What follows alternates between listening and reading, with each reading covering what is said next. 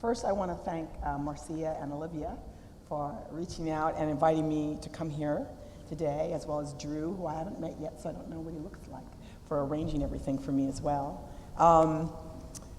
Yeah, so here's what I want to do based on time. You know, there's a lot of things I can say, and some of them I will say, and I could stand up here for an hour and do it, but I actually don't want to do that. I'm going to talk for about 30 minutes, and then I want to put some stuff out there on the table, and then let us have a conversation. You know, you can ask whatever, everything's fair game, but I kind of want to put some stuff out in the room and see what we create, instead of only listening to me speak. And I'm going to look at my notes and then not look at my notes because I tend to riff on things a little bit. Oh my gosh, it was really hard for me to pick out what to talk about here. I wrote here, have any of you seen that movie, The Inventor, Out for Blood, about Elizabeth Holmes on HBO? First of all, documentary, I watched it 3 times, it was so good. Okay, it was kind of crazy about this woman who became like the youngest billionaire based on a lie in terms of what she said she could do out in Silicon Valley. But the reason I bring it up here is because one of the scientists in the film talks about data. And he was saying that the data provides information, but it's the story that pulls people in and gets them to change. And I would amend that a little by saying that data can also tell a story, but we have to dig a little bit into the data. We have to be able to see what the data is trying to tell us. And when it comes to creating a just and sustainable future, that can be challenging for many reasons. So I want to share some data and research, and mostly stories that bring some of those reasons out from the shadows. Creating a more just and sustainable future through education. I know that's the theme of the conference. So I kind of lifted a line from the theme. We were all asked to speak to the theme, and the piece that I actually want to speak to was about building our capacity and our expertise as a research field. I wrote here, discussions on research challenges us to increase the usefulness and the effects of our research, of the research field in relation to environmental education policy and practice at a range of scales. So what I wrote there, we cannot rely on research to capture what we cannot see. We cannot rely on research to capture what we cannot see. So I was talking to Olivia when I come in here, and I said, here's the thing. There's a story or two I will tell you about research, and I can have that conversation about issues of difference, because for me, we can't have this conversation if we're not having that conversation first. But to know that for me, and for a lot of people, it's not simply an intellectual conversation. We actually embody that and are impacted by that. So if we make innovative research choices, if our voice is different, because we're trying to be creative, there's also pushback on that as well. And actually, people trying to do that, if they're not supported, they can't do the work. It doesn't matter how many theories you write, how many times you publish, but actually, if you're not supported, what happens to the individual researcher as well as the collective of researchers who say that they're really trying to do something different? Researchers are individuals within institutions and organizations that are in part built on underlying assumptions and biases. Should I say that again? Researchers are individuals within institutions and organizations that are in part built on underlying assumptions and biases, especially when we're talking about environment and sustainability. To do transformational research and create transformational policies, the bodies making those policies and doing that research have to transform. There is no amount, and I'm just going to say it really plainly, there is no amount of picking the right methods, of having all the doctoral degrees and everything that you can have. There is no amount of that that's going to cover up when you haven't done the internal work, both as an individual, both as a department, and as an organization around issues of difference. If you haven't done the work, it's going to show up, right? And here's the thing I say about that, and everybody has to do the work, right? Because everybody is biased, including me. Everybody is biased. I always say we bring all who we are to bear upon anything it is we're trying to understand. Everyone does it all the time. The thing is, in this larger conversation, certain things get valued to be the right way, the only way, the smartest. Here's how we do it. We're being rigorous now because we're choosing these methods. And understanding those all spring from dominant canons. I'm not saying there's anything wrong with those canons, but they are limited in terms of experience. When we look at the history of this country, right, and try to understand what the environmental narrative is in this country, understand, I know people who look like me, they weren't thinking about people who look like me, and they weren't thinking about a whole lot of you in this room as well. It doesn't mean they didn't have some general good intention in mind, but the issues of power and privilege kind of play into that. Whose knowledge counts? Whose stories count? Whose voice counts? Who gets to actually speak to these? Who has creative ideas? Who's actually innovative? What does the table look like that we invite people to? Those mission statements that have been around for 50, 60, 70 years. What was happening 50, 60, 70 years ago? I think some of us wouldn't be at that table having that conversation about that mission statement. So what are we willing to do with that? You see, I'm already not paying attention to my notes. I don't even know. I wrote here, data doesn't stick, stories do, and everyone has a story. So if the intention, as Marcia suggested, is to, quote, advance a more just and sustainable future through education, end quote, what do we have to do differently? What are we willing to recognize, and what are we willing to risk? So I wrote here rules of engagement. How is one supported to do the research differently? So back in April, I was at a symposium in Cambridge, England, and it was actually a group of researchers here in the United States at various academic institutions, the University of Minnesota, Duke, University of Vermont, University of Hawaii. There were deans, faculty, researchers who got funding for a year to have a conversation they called Beyond the Academy. What does it mean to do for those of us who do research and work that is public-facing? That's a nice way to say that we're kind of trying to step outside our discipline and our canon to do work that we believe has value in the world, which means it demands a different type of collaboration and thinking about those we do work with out in the world, not that we do work on out in the world. What does that look like? One of the intentions was to, quote, establish a shared understanding of the state of the research and practice on measuring impact and rewarding scholarship, where impact refers to engaged, actionable, solutions-oriented work that advances sustainability in a diverse and changing world, right? We also wanted to challenge the rigidity of institutions. That's all of them. Academic, political, media. I'm not saying there isn't anything of value there, so people often misinterpret that. I'm just saying they're rigid. Many of them were created 100 years ago, 150 years ago. The tension there for me is how are you innovative, how are you creative, and how are you different when you're operating within a rigid set of methods and ways of thinking about who we are and who we want to be? How do we operate within that? We talked about the resistance to change, both ideologically and culturally, within these institutions. The institution and the institution and decision-making bodies don't reflect a changing and diverse world. That's an understatement. But there are also points of aspirations, developing greater trust between a diverse public and the academy. That doing research differently creates an opportunity to decolonize knowledge, methods, language, especially knowledge, methods, and language around innovation, service, and possibility. They ask questions. What do metrics measure? What do they miss? We weren't only talking about the research itself, but also the researchers. How are we supported to do innovative work that challenges the status quo, both in content and in execution, especially when you're talking about just and sustainable futures? So, as I always do to some degree, I always have to situate myself because we're all individuals, so I come to this in a very particular way. And when I wrote when Black Faces, White Spaces came out in 2014, and I had worked on it as a dissertation first and came to it, I always have to tell people what my impulse was first. And I'm not going to I often give the story of my parents and the land, and my parents had to work this land for 50 years, and their story got erased, and all that happened. And that's actually, you can ask me about that, but that's not the story I'm going to tell today, right? I'm going to tell you the story more as me as the researcher, really coming to this.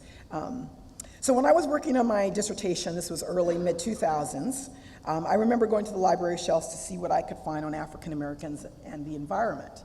You know, what data was there, what research existed, and I found just about nothing.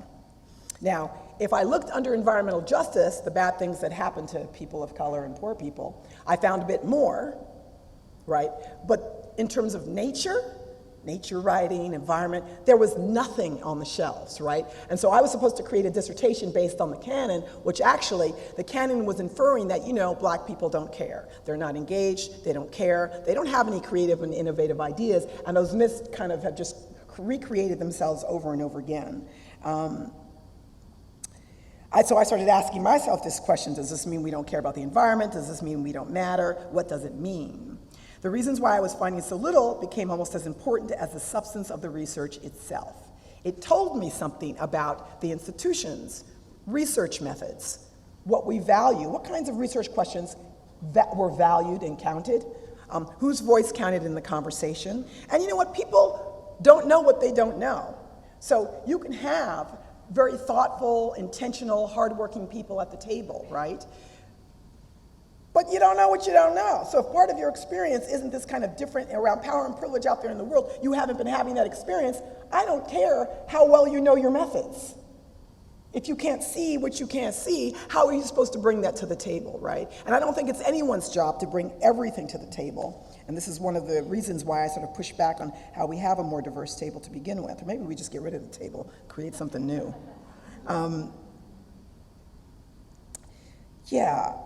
So I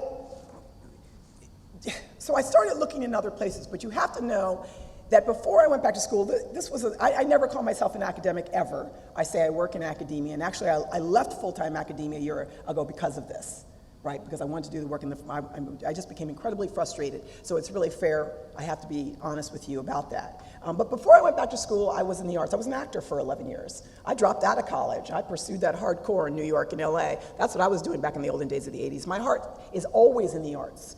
Then I spent the better part of 5 years backpacking around the world, saving my money and just out there in the world and getting that knowledge. What was it like to be that person on the ground in these different countries, see nature, all of that. There wasn't a whole lot of people who looked like me. I have a whole set of stories around what it meant to be me doing that and how many Americans would see me abroad somewhere and they just made an assumption that I wasn't American, even though I was in all like the backpacking gear and everything. I was from Brazil, Israel, New Zealand. It was so interesting. Anyways, this is the whole story.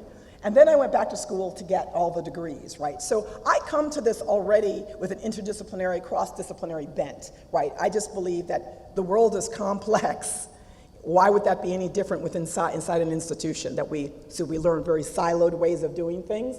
That's not how the world operates. So I was trying to understand, how can I bring all of that to bear? I was also doing it because I came from a family where I was the first in the family. My parents have a high school education, but they spent 50 years working land that they knew better than anyone else. And their knowledge and their story was discounted. And I realized, actually, that happened to a lot of people in the history of this country who know a lot about the land, what we call nature, who show up day in and day out, not simply because they're recreating in it, but often through labor. They're there caring for it day in and day out. We don't ask them. Their stories are often buried if they're there at all. And then we come up with myths. And I'm making big leaps here just to kind of get my point that, black people don't care about the environment, right? We kind of go there. And then we figure out we have to bridge that somehow. What do we do about that? My notes. I wrote, I just needed to read the data differently and understand how it weaves more traditional data about the environment, and the work is constant. Yes, the work is constant. So I started thinking, because I grew up in a black family, I understood that actually, even though we weren't allowed in traditional spaces of knowledge production, that doesn't mean we weren't producing knowledge about the environment, about what we call nature and wilderness. And so I had to find them in other places, art, music, memoir, diaries, just everywhere else to really make the point. And I have to tell you that when it came time when this book came out, within a department in the College of Natural Resources at UC Berkeley, the thing the scientists focused on, they didn't like that I was doing that in the book. There's much more I can say about that. You can ask me about that because it's relevant to understand. The pushback was intense about the way that I was telling these stories. One person even wrote down, I have the comment still, we don't understand the value of you citing Zora Neale Hurston or Spike Lee in your work. Yes, I got it on paper, honey. They said it out loud, Even though I cited tons of scientists, tons of nature writers, tons of academic researchers, I also made the case for that wasn't the only place knowledge was created, particularly about Black people in the United States of America. So I had to go elsewhere, but the pushback is intense. What counts? Whose stories count? Whose voice counts? What does it mean to actually be rigorous in our research? Is rigor just about following a particular set of methods, or is it something more than that, especially when we're trying to change the way we think about this, who's engaged in this, whose voice counts in this larger conversation? What I write here, something different from the norm, the status quo, the privilege, the understood, and who created these norms and why, what's going on really. So there's also intention. I know that a lot of this kind of is weaving through a lot of the conference here about, how we can do work differently. And so I'm always asking people, what's the intention? What is the larger goal? What is the thing that we don't say, but it lurks behind every research question, methodological choice, every theoretical supposition that we strive for, that we believe, that we are driven to do? What is it that we want? What is it that we want? Are we just trying to, get that promotion, or are we trying to change the policy? What is it that we actually want? Why do we do this in the first place? For those of you whom this work is more than an intellectual exercise, where it is a choice to reveal, to disrupt, to reinstate, and yes, to destroy, because in destruction, new possibility emerges, how do we stay true to the task? How do we resist the path set before us and instead carve a new one? Because for me, make no mistake, you actually have to risk and be willing to carve a new one, which doesn't mean you won't be supported, but that image was supposed to be up there at that moment. So I'm going to put it a different way, right? And then often I tell this story, right, in thinking about bias, which isn't the same as prejudice, which isn't the same as racism, but they're all kind of related. I put this story up of these two people. The first is Ian Gibson, the man. He's 53 years old, or he was 53 years old. This is a story from a couple of years ago that was in the press. He's a sport hunter, or he was a sport hunter. His story wasn't as famous as about 6 months later. There was an American dentist who was sport hunting who killed Cecil, or the son of some famous lion, whatever that was. But it was his story that got my attention. He was in southern Africa. He was sport hunting elephants.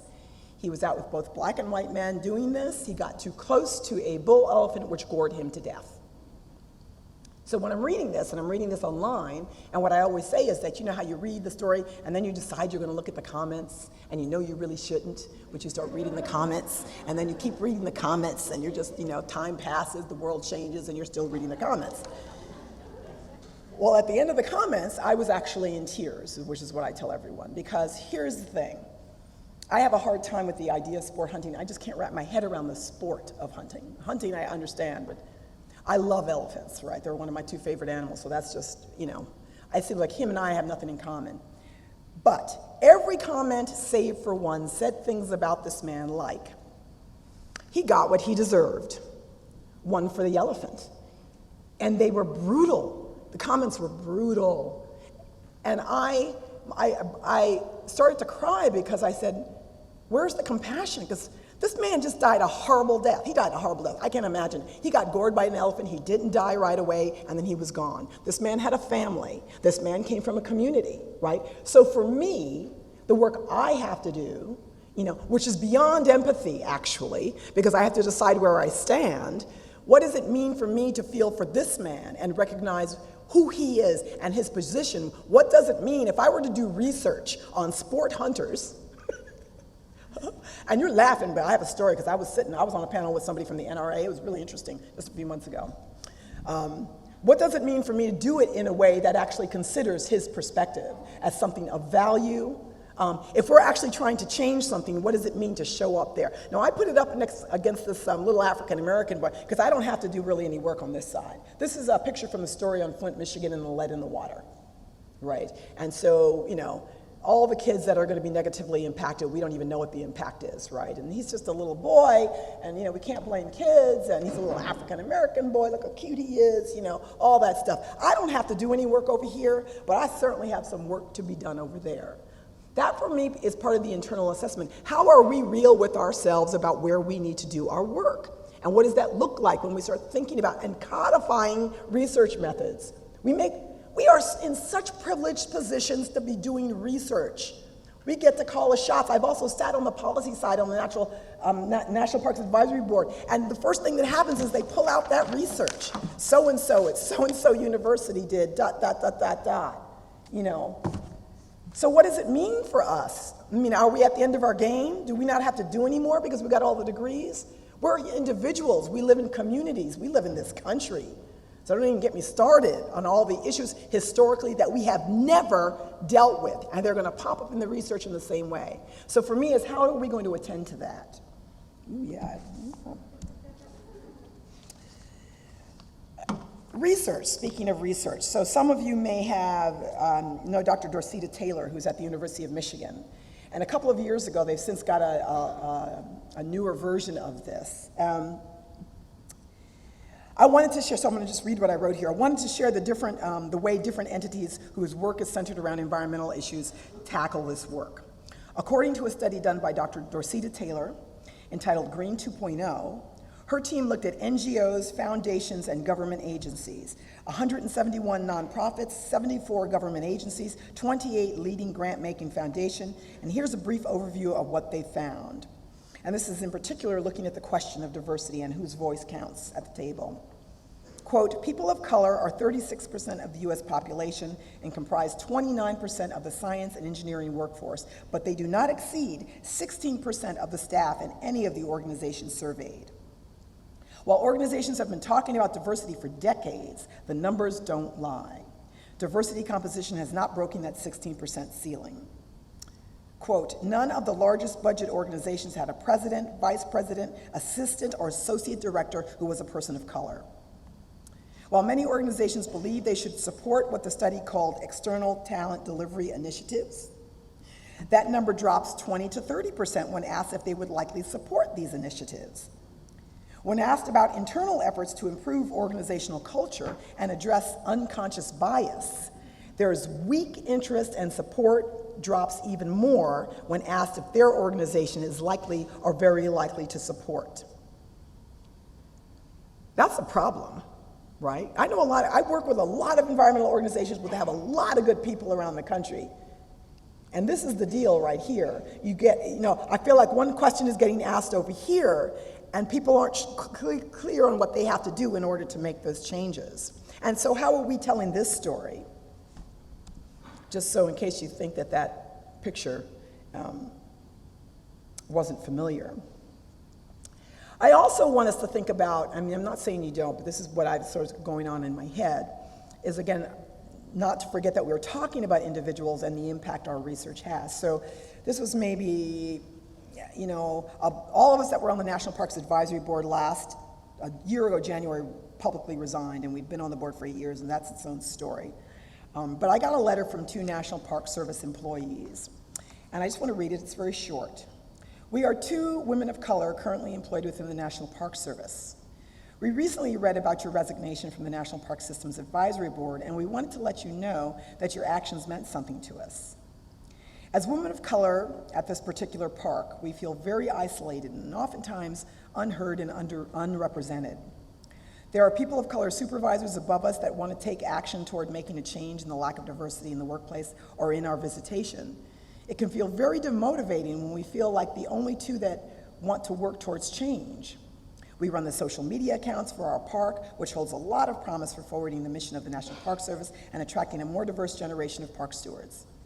From our position, we feel that there is not much that we can do to subvert the system, except in little ways through our interpretive outreach by featuring marginalized faces on our social media feed. We embarked on this career path out of college because we wanted to work towards making public lands more inclusive and protecting the environment. Unfortunately, it was a rude awakening to enter the agency and realize that it is a very antiquated, homogeneous entity. Not to mention, we have personally been affected by the current administration's views on climate science, and our jobs have become less fulfilling, more surveilled, and ethically questionable. And for me, I read it in part is to remember that a lot of what we do, there are people who are working every day, maybe some of you in this room as well, and get impacted by the different kinds of research that they do. I wanted to read another example of how public.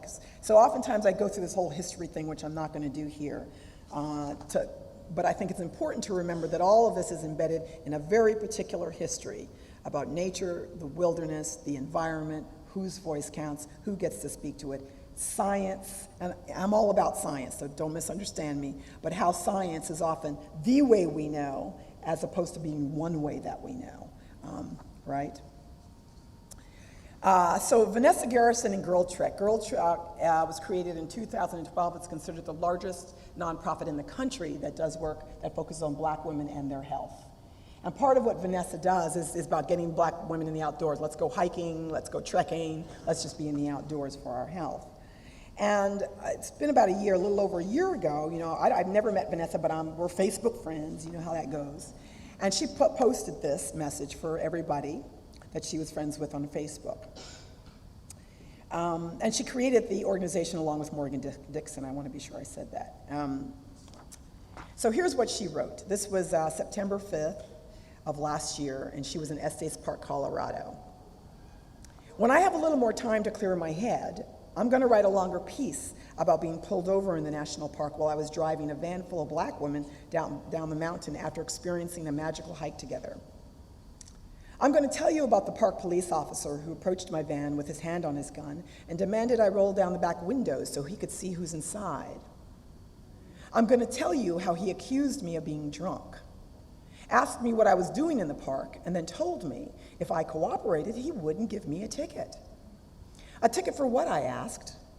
Driving too close to the car in front of you. That's a crime in Colorado. I led 3 advanced hikes over the course of 3 days this last weekend. I personally brought hundreds of Black women to Rocky Mountain National Park over the past 4 years.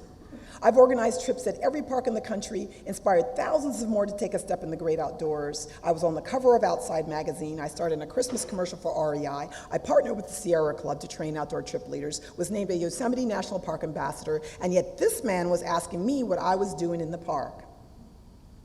Asked me while still holding his hand to his gun, despite seeing our hiking gear, when we rolled the windows down. Asked me what I was doing there as if he wasn't standing on stolen land and I was somehow trespassing. This is why I turned down opportunities to speak on diversity and inclusion in the outdoors. No, I don't want to be on your panel. No, I don't want to write an article or give a quote. No, I don't believe that things are changing. Diversity and inclusion? How about decolonization and reparations? When you want to talk about that, I'll be ready.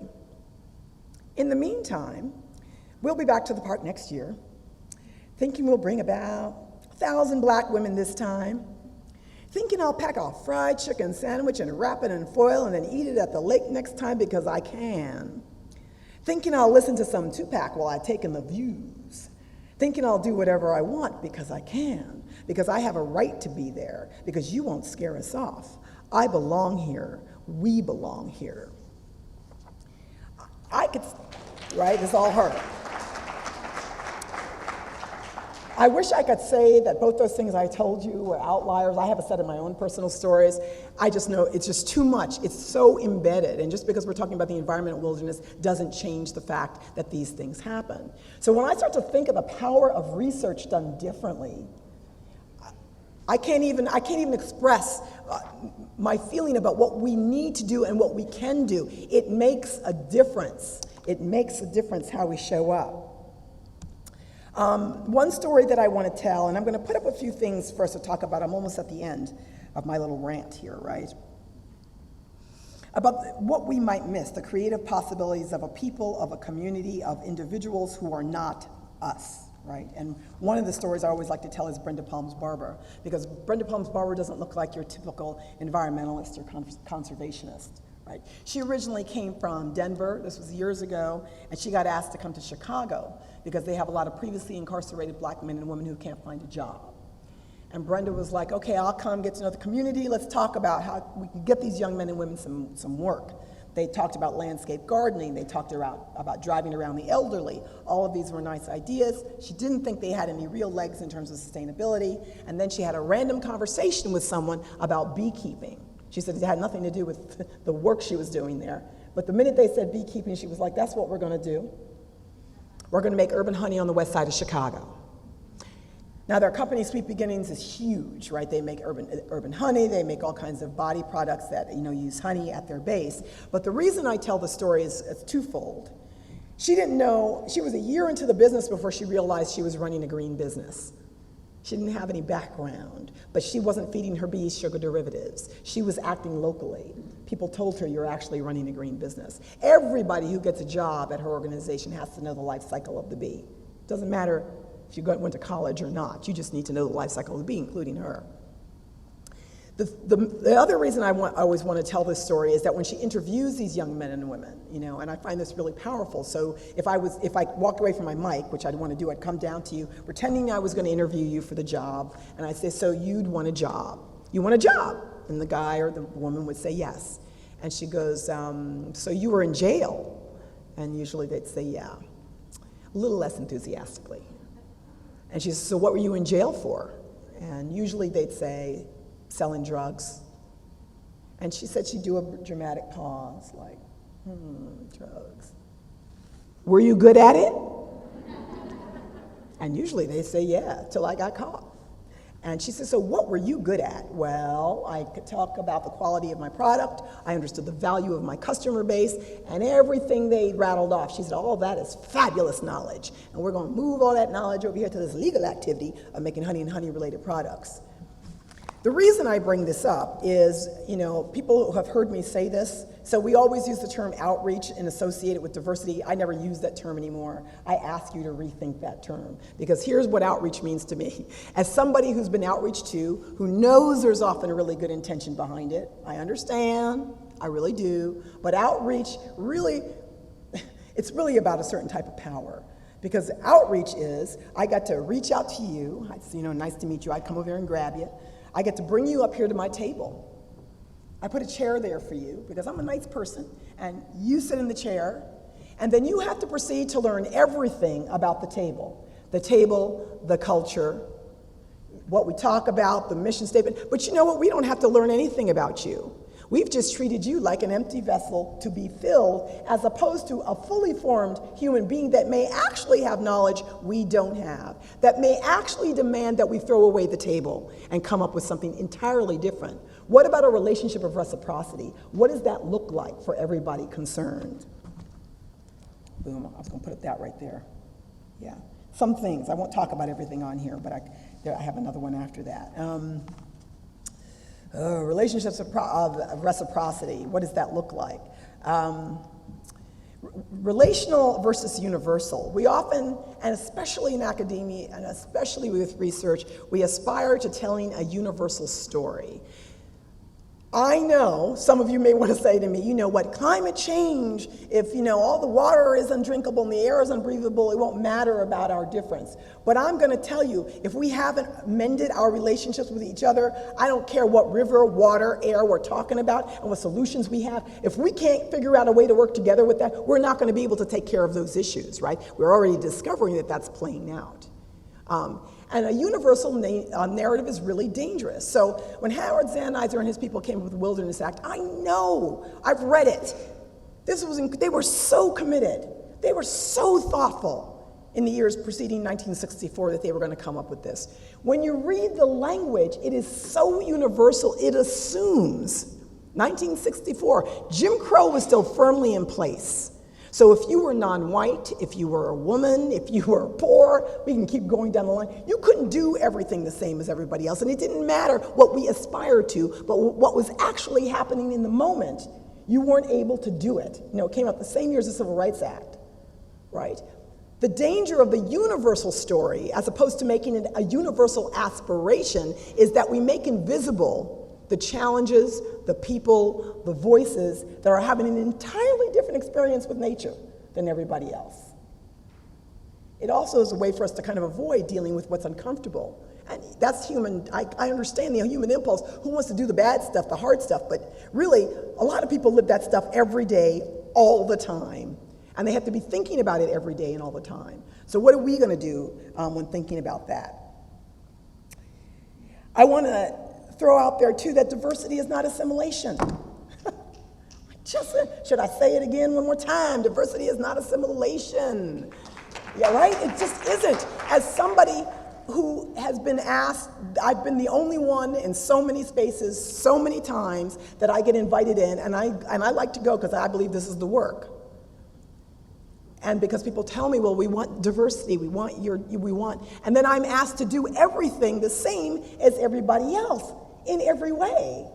It is not about assimilating to you or you assimilating to me. It is about us learning how to stand in the tension of our differences, create a different space. That's the space of emergence. That's the space where we will potentially come up with something new. We're always saying that we want something new, but we keep doing the same thing in the same way, thinking we're going to get to somewhere different, and we're not, right? So how do we actually deal with that? And how do we re-examine our internal bias around that? What's that really about? There's other things there, but I won't talk about it. But you can ask me about it. I just want to stop talking so I can let you ask the questions. Yeah. So the last thing that I want to say is to talk about risk, right? You know, and people have heard me say this before, and I say that, you know, what risks are we willing to take? And I'm not talking about a risk in order not to lose anything. I'm talking about a risk in order to gain something else. And often I hear that people, you know, don't want to be uncomfortable. There's a story that I told, this is from 2005, 2006, when I got invited. It was by invitation only in Garrison, New York, where they invited a bunch of folks who worked in the Park Service and who run top environmental organizations. If I said them, you'd know who they were, and were in premier academic institutions. And I was a student at the time. Myself and another student got invited to participate for 3 days to talk about how the environmental movement could be more progressive. That was the theme. And it was at this beautiful monastery, you know, and it was lovely, right? And the first night we sat in a circle, there was 40 of us in a room, and there was a big gold Buddha behind us. 40, invitation only, Buddhist practitioners, teachers. They were Buddhist teachers, academic leaders, environmental leaders. So me and the other student were the least powerful people in the room, right? I looked around the circle because now we're doing introductions, and I was the only person of color. So it was by invitation only to discuss how the environmental movement could be more progressive. I just want to remind everybody. And I'm nervous because I'm watching it. We're going around the room with introductions. I'm like, is anybody going to say the thing that's so obvious right here? Am I going to say the thing? Like, what's happening? By the time it got to me, I mumbled something fairly lame because I was scared. And the only person to respond positively was a dude from Scotland who was like, right on, sister. I was like, the dude's from Scotland. Nobody else was saying anything. Over the course of the next 3 days, we came up with topics we were going to talk about. And somebody said we should have a group that should be focused on racism, homophobia, and sexism. And Carolyn, why don't you run that group? And I went, okay, I can do it. Over the course of the next 3 days, when I wanted to go to soil and soul, when I wanted to talk about other aspects of nature, because you know I'm more than just those other things, they asked me to keep running the group on racism, homophobia, and sexism. And I was, it was boiling up, right? But I just thought, can I say something? What should I do? I don't know what to do. On the very last day, they said, okay, so what are the subjects that are really important, you know, which are the ones that we should continue on beyond this gathering? They put up the racism, homophobia, sexism. They said, if you're interested, I was sitting there, please come sit next to Carolyn. And this one wonderful man, Andy Pitts, came and sat next to me, and nobody else came over. And then this older white man from another group stood up and went, oh, Carolyn, there's nobody here in this group. Come join us over here in communications. Yes, and that's when I lost it. I did the thing you don't want to do. I lost it. I started to cry. I got angry. It just, you know, my head exploded, right? Like I was in a Dave Chappelle skit or something, but my head exploded. And then everybody was like, oh my God, because we made her cry. What's happening right now? And then everybody broke off, and we're going to talk, and we've got to come back together as a group. And we came back together, and somebody said to me, you don't have to be the one doing this. I said, actually, I do, because I've also been complicit for 3 days. I didn't say anything till now, right? And we went around the circle, and I said, here's the deal, man. You all, invitation only. This is a privileged space. Look at all of you all. And this was the theme. How can we make it more diverse? How come y'all, nobody said anything? And everybody admitted, I saw what was going on, but I didn't want to be uncomfortable. I didn't want to make other people uncomfortable. I didn't want to be uncomfortable. There was a grown guy. He was crying because he felt bad. He was like a Buddhist teacher. He was supposed to have been catching this stuff, right? But it went around, and I thought to myself, everybody's uncomfortable. Privilege has the privilege of not seeing itself. Wow. And I can empathize with the discomfort as a human being. But it was also hard for me to say, now can you imagine what I felt like for 3 days, that you all kept placing me here because you're thinking that's the best use of my time and my knowledge and my experience, and you don't know anything about me. You know nothing about me, what my aspirations are, how I want to contribute, how I want to expand. And actually, I'm probably the last one in the room who needed that to be in that group 3 days in a row. I'm just saying. Now, I have work to do, but really. So the issue of comfort, for me, is not a question of comfort or discomfort, right? A couple of years ago, Svetlana Alexievich won the Nobel Peace Prize for her work on Chernobyl, and she's from Belarus, and she was on NPR, and Michelle Martin was interviewing her and said, you know, when she wrote that, she said some things, right? She said some things about her government, she said some things about her people. Her government didn't like her saying it, some of her people didn't like that she was saying it, and Michelle Martin said, you made a lot of people uncomfortable. And this is what Svetlana said. She said, I love my country. She goes, she loves her country and wants it to be better. She says, my purpose is, I love my country and I want it to be better instead of comfortable with where it's at, right? And so I really want to get past the idea that it's about comfortable. So many of us are never comfortable, right? That's not really, for me, the intention or the goal. I also want to mention this idea about attending to place and what that means. I was in Tasmania a couple of months ago at a conference where a white man, a philosopher, was sort of talking about philosophy, and he pulled out the Canon, the usual pictures, the usual suspects.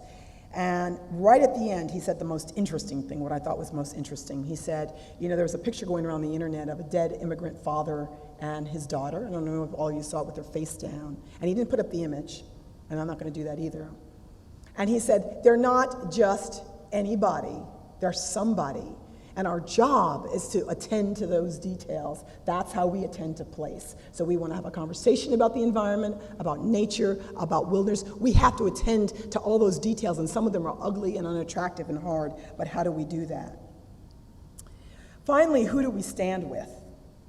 Because maybe it's only true, maybe it's not true for everybody. You know, this work is personal for me. It's personal, it's political, it's professional, it's intellectual. I do it day in and day out. I'm exhausted, I get tired, I get frustrated. I'm sure a lot of people feel the same about it over and over again, because I actually